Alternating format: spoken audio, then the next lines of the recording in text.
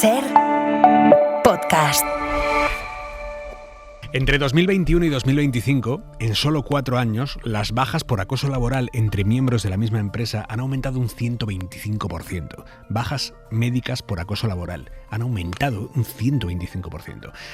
¿Esto qué significa?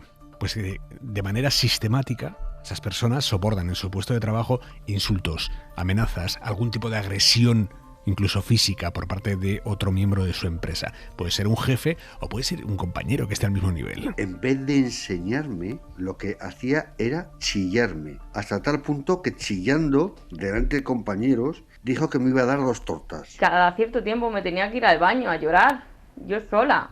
Una desazón. A todo esto estaba trabajando con temblores, me quedaba bloqueada. Para mí fue muy duro por parte de la mutua ver cómo los médicos te decían incluso, no, sí, eso no hay quien lo aguante, eso usted tiene razón. Y cuando te iban plan, te mandaban el informe contrario. A mí esto me pareció una tortura nazi. Estefanía Salvatierra, buenas noches. ¿Qué tal? Buenas noches, Aimar. Estefanía es la periodista de la cadena SER que cubre la información sobre asuntos laborales y hoy, esta noche, Estefanía, queremos poner el foco sobre esta problemática que avanza a una velocidad increíble, un 125% de aumento de bajas laborales por acoso en 4 años. Sí, son datos del Ministerio de Trabajo recogidos en los 6 primeros meses del año. Detrás de cada una de estas bajas hay personas, trabajadores con nombre y apellido, a los que de una manera u otra su vida se les ha detenido con las consecuencias emocionales, profesionales, económicas y personales que esto tiene. Rosa lleva 20 años trabajando como vigilante de seguridad en la Universidad de Elche. Este mismo viernes, su médico de cabecera le dio la baja tras una crisis de ansiedad. Desde enero, cuando se reincorporó tras una baja por una operación, lleva soportando todo tipo de insultos por parte de un compañero. Cuando me incorporé, pues también empezó pues a insultarme, decirme que no valía como vigilante, que tenía que buscarme un hombre para que me sacara adelante, que yo soy divorciada con 4 hijos, que me comprara una máquina de coser para irme a coser y que me dejara lo de vigilante de seguridad. Era una puta que me acostaba con todos los funcionarios de la universidad. Rosa denunció esta situación ante la empresa, una empresa externa a la universidad, y se activó el protocolo. Y activé el protocolo en la empresa, bueno, me escucharon, las de igualdad y eso, que hicimos una videollamada, pero recursos humanos y la de igualdad. Pero luego abrieron una investigación y como que no lo vieron fehaciente para que no había acoso, según ellas no había acoso laboral. Lo abrieron, pero solamente para que no les multen, que se llevan una buena multa por no abrir el protocolo, pero que no actuaron, o sea, no han tomado medidas cautelares, lo que yo me refiero. Unas medidas cautelares que podían pasar por evitar que coincidiesen en el mismo turno de trabajo o en el relevo. La empresa puede enfrentarse a una multa de hasta 250.000 euros. Rosa es la única mujer en un equipo de 14 hombres. En julio denunció por vía judicial. Así es que en julio ya decidí ponerlo en manos de un abogado de lo laboral y ya pues con todas las pruebas y grabadoras y todo, que grabaciones que tengo hablando este señor mal de mí, y un testigo presencial, porque los demás todos, en este tipo de casos, lo que pasa es que la gente tiene mucho miedo. Miedo el que lo sufre y miedo los testigos que hay alrededor, que por represalias o porque la tomen, sí, porque los despidan o algo de eso, callan y siguen, ¿me entiendes?, ocultando que hay acoso, lo guardan en silencio, o sea, no te ayudan, te ves muy sola en este tema, te ves solísima. Necesita medicación para dormir y dice que sus noches son angustiosas. Y con un estrés y una ansiedad que me cuesta muchísimo dormir por las noches. Llevo tomando medicación antes de darme la baja, Lesatin y Depras. Ay, que sí he llorado, sí. Y lo que sigo llorando. Aparte del daño que eso me ha decepcionado por completo, porque yo era una persona que me llevaba estupendamente con mi compañero y no sé por qué de la noche a la mañana empezó, no sé, a obsesionarse conmigo, no sé por qué meterse conmigo, el querer destruirme. No lo entiendo. No sé. Susana López, buenas noches. Hola, buenas noches. ¿Qué tal, Aymar? Es psicóloga experta en acoso laboral, nos escucha desde Radio Sevilla. Señora López, ¿usted está notando en la consulta este aumento de las bajas por acoso laboral del que hablan los datos? Sí, es cierto que lo que vemos en consulta sí vemos un aumento de ello, pero también es cierto que cuando llegan los pacientes muchas veces no saben que lo que están viviendo es si es acoso o es estrés laboral. Muchos de ellos también tardan meses, incluso años, en identificar que lo están sufriendo. Y ese retraso aumenta el daño emocional. De ahí que detectarlo pronto sea la clave. ¿Cómo se identifica la diferencia entre una persona que me genera mucho estrés y una persona que me está acosando? Pues el estrés es una reacción que sabemos que es una reacción física y emocional que suele ser puntual ante exigencias de trabajo que nos superan y pensamos que no tenemos los recursos suficientes para afrontar esas situaciones y no implican intención de daño. En el caso de nos encontramos con casos de acoso laboral, pues sí son conductas repetidas, intencionadas y que van dirigidas a hacer daño a esa persona. ¿Qué es lo primero que se trabaja con una persona que se encuentra en esa situación? Lo primero es validar la emoción que trae, también pues que se sienta comprendida, sostenida y sobre todo que entienda que lo que le está pasando es real, que no se lo está inventando. Y, claro, llega un momento en el que esa persona va a tener que volver al trabajo, porque no todo el mundo puede permitirse cambiar de trabajo o dejarlo. Entiendo que ustedes tienen que prepararse o tienen que preparar al acosado para que vuelva al puesto de trabajo y pueda protegerse psicológicamente. Sí, exactamente. Nosotros empezamos con las sesiones de terapia en el que trabajamos sobre todo con mecanismos de afrontamiento saludables, como son fortalecimiento del autocuidado, reestructuración cognitiva. Le enseñamos también habilidades de regulación emocional y otras técnicas como de comunicación efectiva, asertividad y búsqueda de apoyo social, que es muy importante. Entiendo que cambia muchísimo si uno ha sentido el apoyo de sus jefes o no. Pues sí, porque en muchas ocasiones, aunque el jefe es consciente de ello, pero suele mirar también para otro lado. Y entonces esta persona pues empieza a experimentar confusión, sentimientos de culpabilidad, también si lo estará haciendo bien o no, y le suele costar volver bastante al puesto de trabajo. Pero como bien has comentado antes, en la mayoría de los casos pues es necesario volver a él, con lo cual es muy importante pues dotar de eso de herramientas para que la vuelta al trabajo y el desarrollo pues sea lo más adecuado y saludable posible para esta persona. No, iba a decir que eso será cuando el acosador no sea el propio jefe, claro. Que hay casos en que también se produce de esta manera, ¿no? Pero quería preguntarle si hay una determinada personalidad con la que el acosador se ceba. Del trabajador, personalidad del trabajador. Pues depende sobre todo de las habilidades sociales que tenga esta persona, también si son personas más o menos inseguras, fundamentalmente es lo que depende. ¿Qué secuelas deja algo así? O sea, entiendo que esto tiene que dañar muchísimo la autoestima y que tiene efectos en otros campos de la vida. Sí, totalmente, pues pasa factura tanto a nivel familiar como a nivel social, empieza a haber un deterioro en esas esferas, empieza a haber también problemas de autoestima y de autoconfianza y evidentemente pues pasa factura a todas las esferas, no solamente al ámbito laboral. Estefanía, ¿el acoso laboral es más frecuente en unos sectores que en otros o en algunos escalafones más que en otros o no?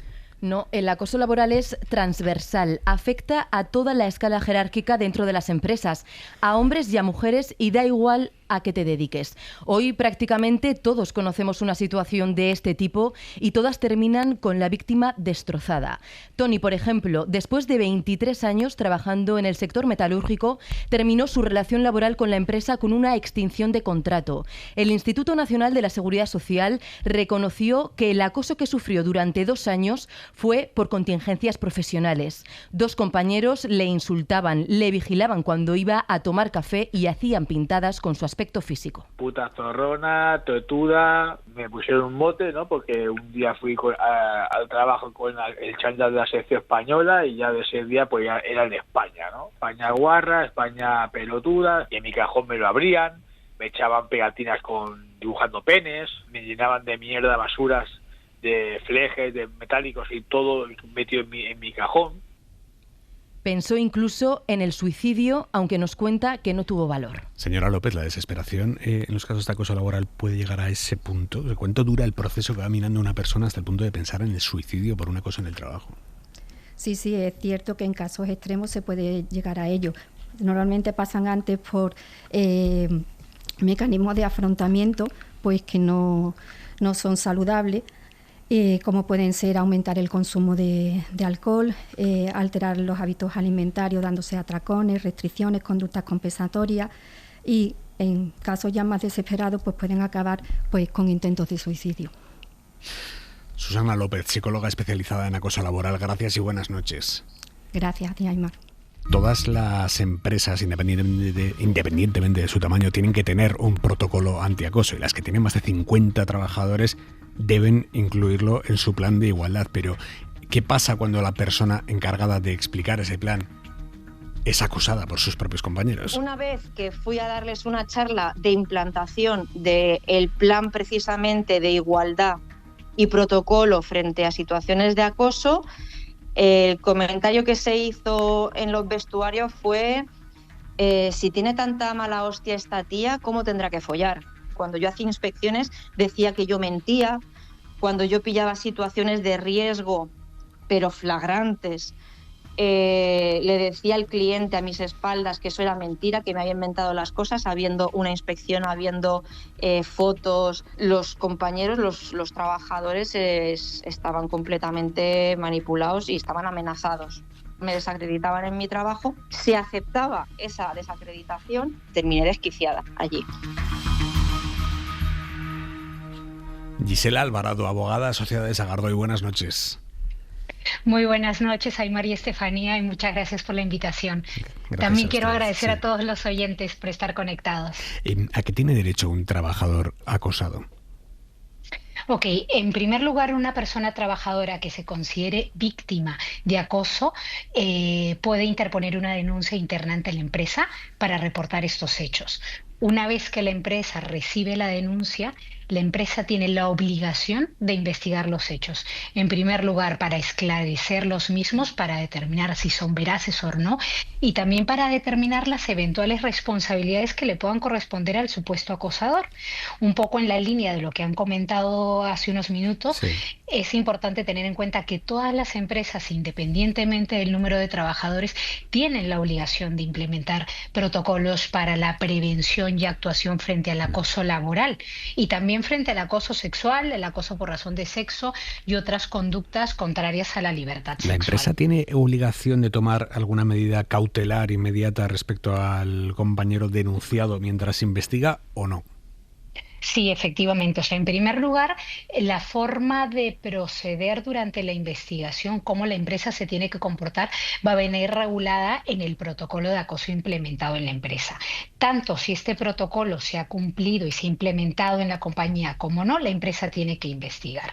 Una vez que la empresa toma conocimiento de los hechos denunciados, en el marco de la investigación, la empresa o el investigador a cargo tienen que decidir qué medidas cautelares pueden aplicar, en primer lugar, para garantizar la seguridad de la supuesta víctima. Estas medidas podrían ir desde poner al supuesto acosador en una situación de permiso retribuido, de forma que continúa percibiendo su salario, pero no va a prestar servicios, no va a trabajar, no va a tener contacto con la supuesta víctima de acoso, o también en función de las circunstancias del caso, por ejemplo, decir no te voy a dar el permiso retribuido, pero voy a aplicar otra medida que será la del teletrabajo. Pero todo esto obviamente haciendo un análisis casuístico en función de la realidad, ¿no? De las circunstancias de cada caso. ¿Qué tiene que hacer un trabajador si se reconoce en situaciones como las que hemos escuchado hace unos minutos? ¿Tiene que buscar testigos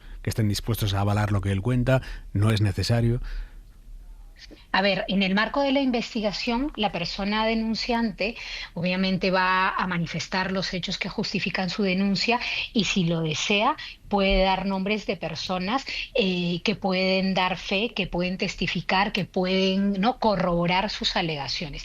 Pero este mismo derecho que tiene la persona que se considera víctima de acoso, también lo tiene la persona que es considerado un supuesto acosador. Hay que tener en cuenta que en el marco de la investigación se tiene que presumir la inocencia del supuesto acosador, ¿no? Hasta que finalmente finalice la investigación y se determine si ha habido acoso, si no ha habido acoso, o tal vez si no ha habido acoso, pero se han producido unas conductas indebidas que la empresa no tiene por qué tolerar en el centro de trabajo. Claro, pero si por ejemplo el acoso es verbal en un momento o en un ámbito de trabajo en el que suelen estar dos personas, ahí cómo se buscan pruebas, quiere decir, es muy difícil probar una cosa verbal.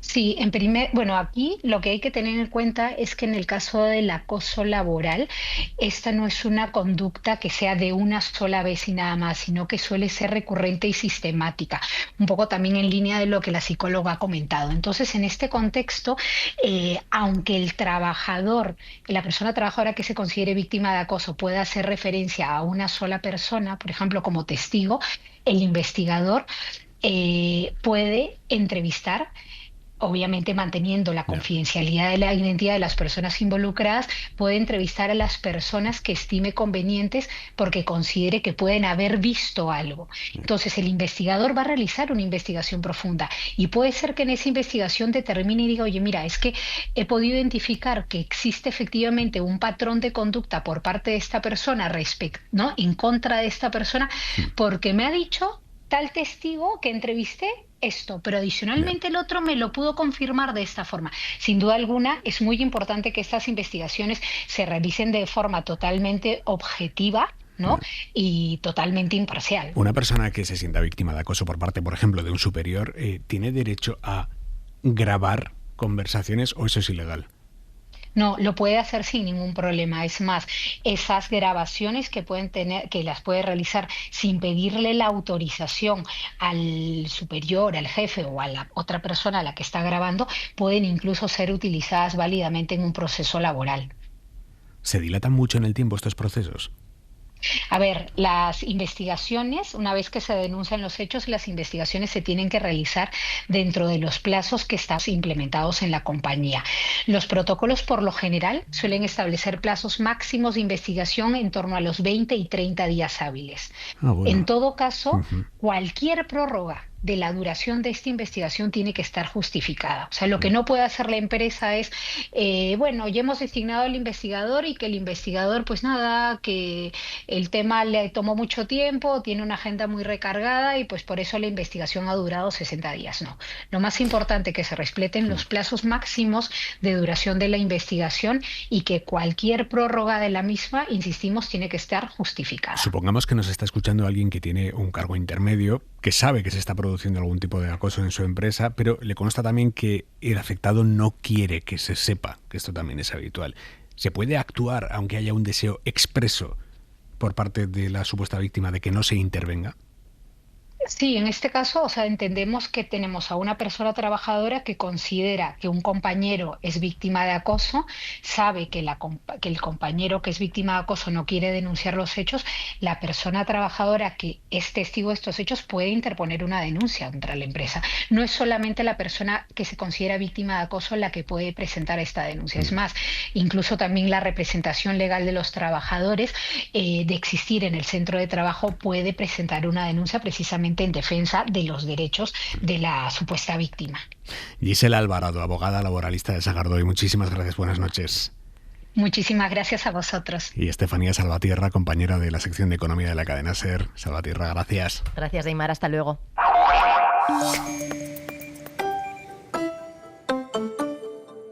Para no perderte ningún episodio, síguenos en la aplicación o la web de la SER, Podium Podcast o tu plataforma de audio favorita.